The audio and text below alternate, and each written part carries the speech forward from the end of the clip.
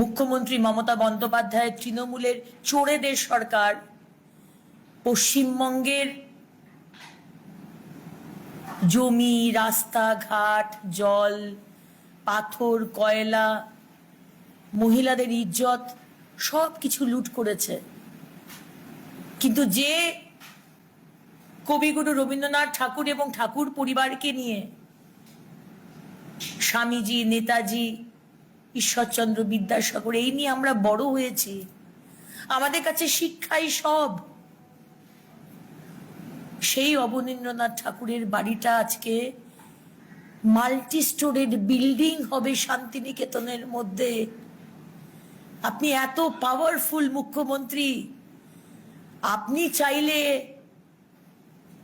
এটা রোখা যেত, আপনার এখানে সায় আছে, তাই জন্যেই আপনি এখনো অব্দি একটা স্টেটমেন্ট দেননি।